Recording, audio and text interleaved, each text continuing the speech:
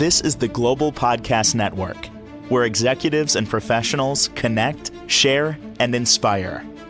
Stay tuned for the conversations that drive success.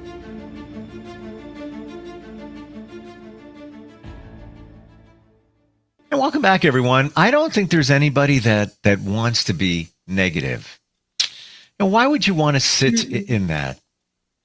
But we do, because maybe we don't see how we can look at things through a positive lens. We're going to talk about positivity today. This all started because where I am in New York, it's kind of rainy and cold for almost the end of March. Where she is in Massachusetts, same forecast. So we're same thing. Bring on that positivity. Yes. She's an amazing psychotherapist. Dr. Hadass Harel is back with us. So, you know what? You're wearing this bright yellow top, and right away, it's like a shot of positivity. Really is. Like I feel. Yeah, Look at this. You're drinking something yellow. Yes, it's mango. I know it's not easy. Life has lots of challenges, especially nowadays. Look at the price of gas. Like I'm staring at the pump yesterday. This can't be true, but it is. You can't control it. How do we stay positive? What are some of those things? I guess maybe I said the word control. Maybe it's letting go of the things that you know you can't control. You want to control those things, but you have to have that realization that I can't. Price of gas, can't do anything about it. I hate to use this because people have called me out on these words. It is what it is. But it's the truth. I can't find any other words. That's the way it is. You can't change some of these things in our lives. What do you think? I think some of it is exactly what you say, is accepting what we can't change, changing what we can, and really knowing the difference. I guess this is an AA saying, but nevertheless, it's a brilliant saying. It's knowing the difference and really sitting with some things just are what they are, but that's okay. It really is okay. And when you can change something, it's okay to not like it. It's okay to say, I really don't like this. I can make a face about that. I don't have to be positive about something like this great day. I don't have to say, oh, how wonderful it is that I've been blessed with such a drizzle that is icing my soul over here. I can stay indoors. I don't have to take the walk that I've been planning right now. I can take it tomorrow when it will be brighter. But some things I can change, and I will change those. So I can take my intentions and I can aim them wisely.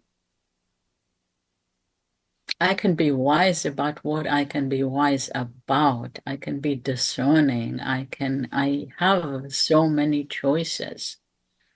And that's part of what it comes down to. I really have choices. I always have choices. I can decide where to put my efforts. That's a really great point. We always have a choice, no matter what. Even in the face of adversity, crazy things are going on. You have a choice. You have, at the very least, you have a choice how to react, right? Always. We have so many choices. And sometimes we insist on not seeing our choices, and I sometimes wonder why we insist on looking at something that has so many choices as if we don't. Because we insist on falling down the same hole when in reality there are so many options surrounding that hole. And we go straight for the same hole when we really could do it differently also.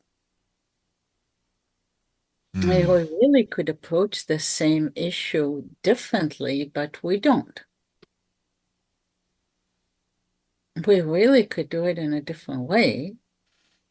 Yep. We can also approach it completely differently, but we don't.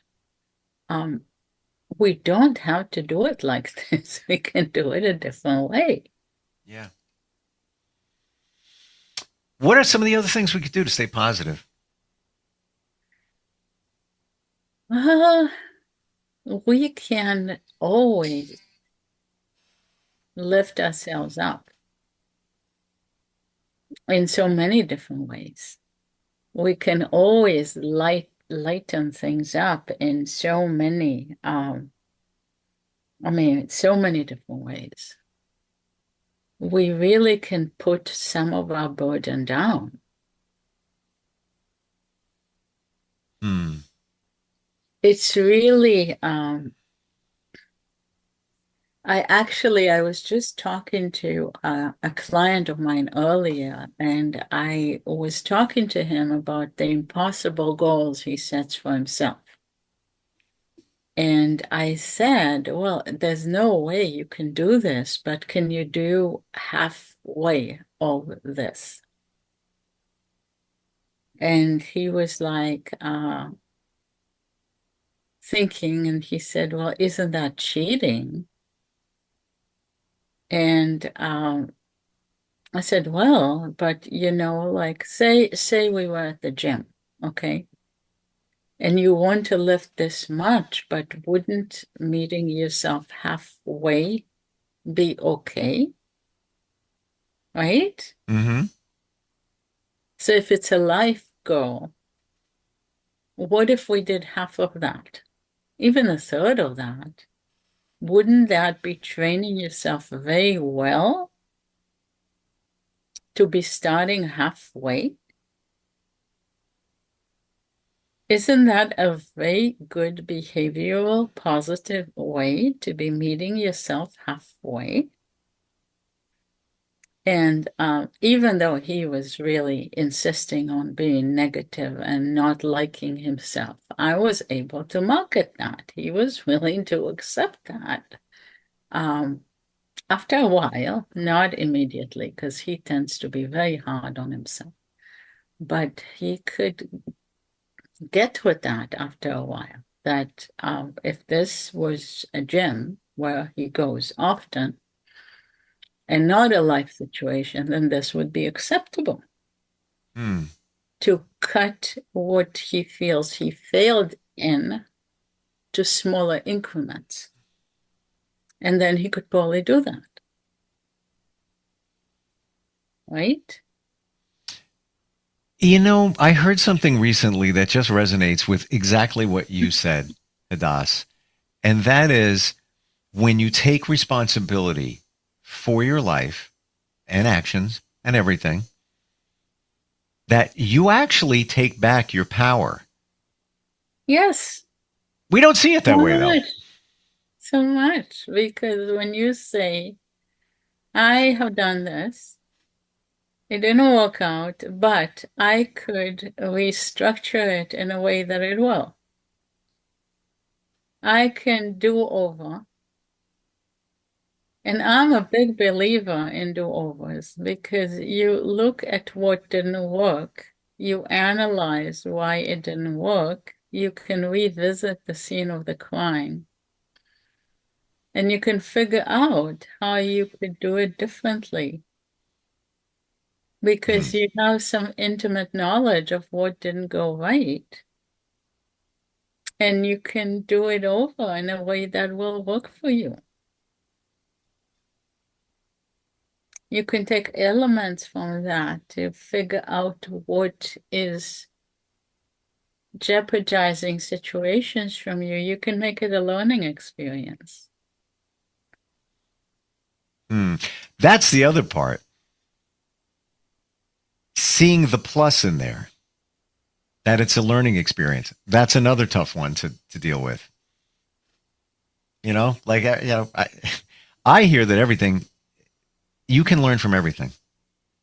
Just because you fell flat on your face doesn't mean that you didn't learn anything from it. And maybe you learned something about the setting. Maybe you learned something about something you're allergic to. Maybe you learned that this is not a great space for you. Maybe you learned that you don't want to do this particular thing. You could have learned any number of things. And there could be any number of lessons for you there. Hmm. There are so many things in so many corners of the universe that are useful and fascinating for us. We learn all the time if we're only willing. Sometimes we never want to go back there because we lost face, so we were upset by not excelling. And that's okay too. We can come back later. We don't have to go back, but life is good. Life is basically a live and learn. And why should we go anywhere we don't want to go? But we shouldn't force ourselves. But assuming we went there for some sort of a reason, then we probably learned something. It was probably useful for something.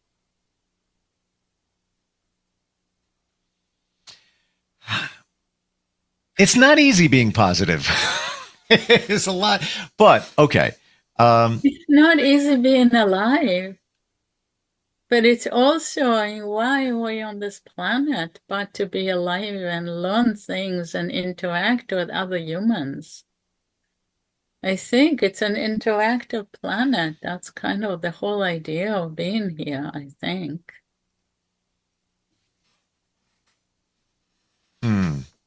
So Or else they would have put us on smaller asteroids by our own selves, right? They would not have put us on this thing with so many other beings. I got to believe that the universe, however you describe the universe, wants the best for us. We're not here to wallow in pain and sorrow and misery and negativity. I don't know if the universe wants things. The universe just is. I don't think it's sentient necessarily, but I don't know if it wants stuff. I don't know if it has a guiding principle of evolution, but we in our higher selves want for us to evolve. I think we should want to evolve and be better. Or else, why would we be here? We must, on some level, want to grow and be better. Or why would we be there? Why would we be here? We should not want to waste time. And we should not want to be joyless and boring and bored. Right? And without purpose. And unevolving, that would be very not good. So let's talk about something else. Gratitude. Now, it's always been said that we need to be grateful for things. Does it really make a difference? What do you think? What's your opinion on that? Okay. I believe it does make a difference because it wires your, if you're always grateful for things, it wires your brain for positivity. There's a belief that if you are grateful for things, the universe, here we go again with the universe, will bring you more. Because the energy that you put out there is that, yeah, this was good. I'm happy about this. And you'll attract similar things energetically. Yeah, we can put that over to the side, whether you believe in that. But just being grateful for things, I believe, sets the foundation for positivity. Put it this way, on a very But basic the level, ball that continues to fill. yes. Like I'm going to say this. I don't mean to be negative on it. Can't hurt. It can't hurt. Like when I return an email, I usually say thank you. And I don't do that just to say thank you because I want to show gratitude. Oh, I don't do that. I But it's genuinely, interactive, and what you put out comes back to you. but here's the thing. There's genuinely a reason to say thank you, unless there's a major issue in the email. But you can also flip it around. Let's say you've got a conflict with somebody and they provided you needed some clarity. Looks like they made a mistake, or they were just being a jerk about something. I'm going to say it. And they provide you with clarity. Now, doesn't mean they were right. Doesn't mean you agree. But you can flip the They script. softened the edges of something that could have been prickly. Yes, great way to put it. Because And so since it's softened, then it turns the tides of unpleasantness to be softer and more pleasant, and it maybe buried the hatchet that was not a nice hatchet. So now it will be nicer. And why not have things be nicer between you? So I look at it also this way. In that example, where we're smoothing the edges over the let's say the thorns or the sticker bush or whatever it is, you ask for clarity on something just to better understand how they messed up. You're angry, but you don't need to sit in that. That's not helping you. You eventually have to move on. You can remain displeased and you can fester. And why would you ever want to fester? You would rather be smelling like roses. Mm-hmm. So you create a tide where you spread that fantastic smell by thanking them. Right. Because if your email exchange was, can you please explain this a little deeper? I need to understand what's going on here. They provide some facts. Again, maybe they made a mistake. You're not happy with them, whatever it may be. Potentially, they were actually helpful. And so you're experiencing some relief. And so now the atmosphere is one of letting go, relief. You're taking a deep breath. You actually want that to be the feeling that would go back and forth between you as opposed to festering. So you don't want the former discomfort to remain between you. You actually want a flow to be what is happening between you now. Mm-hmm. But you can say thank you for the information. Thank you for providing clarity on this. At least you're looking at it through a lens of positivity as opposed to writing something nasty back. Oh, that's just great. Yeah, that proves that you're a jerk. You're altering the relationship and the exchange between you to one of flow. You're taking the exchange that was tight, and I'm specifically showing from entanglement to flow. You're taking something that was like a clenched fist to something that is flowing just by saying words. And we think in language. And so you're putting into the mix language that is now language of ease and flow. Mm-hmm. And so you're releasing what is happening between you. And it's really now an invitation, and especially there is so much talk in these days of emails and texting exchanges where people become wounded for life by a few words that are sent back and forth, and you never Yes. like someone again. Yes. And there's a verbal war started by some unintentional email. Totally. And so when you put something gentle and open out there, Yep. there's just goodwill being exchanged that just flows the whole conversation. It's so true. And it goes back to a song that I remember that came out in the mid to late 70s, late 80s by Cher. And the song is called If I Could Turn Back Time. And I never forgot these lyrics. Short sentence in there. Words are like weapons. They can harm sometimes. Like, Exactly. it's you can really do a lot of harm. And spoken words pass. Written words stay there forever. Yes.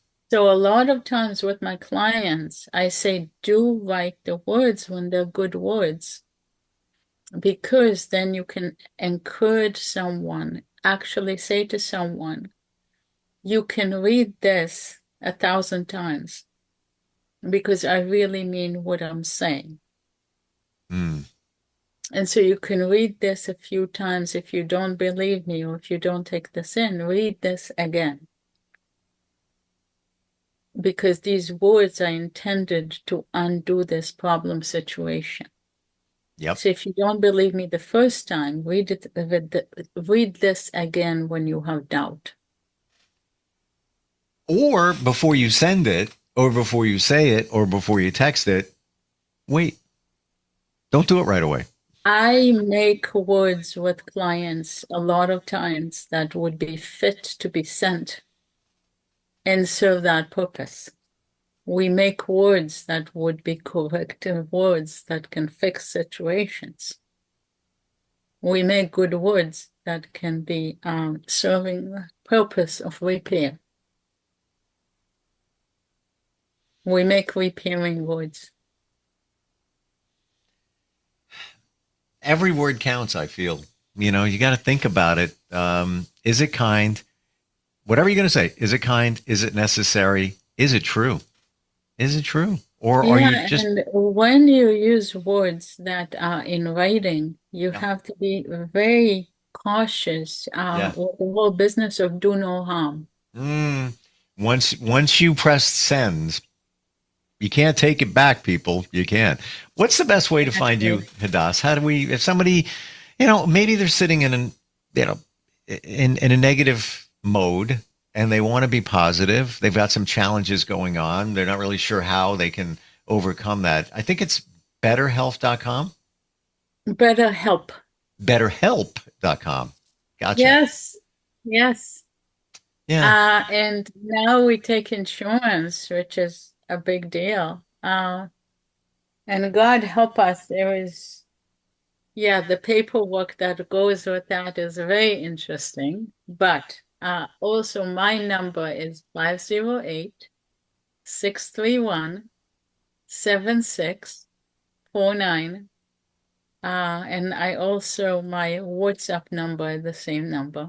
And they can also find us here, so we can have discussion on topics that interest them. Instantfeedbacksteve@gmail.com. Thank you for being the light. Usually you have the sun shining through you when we get together.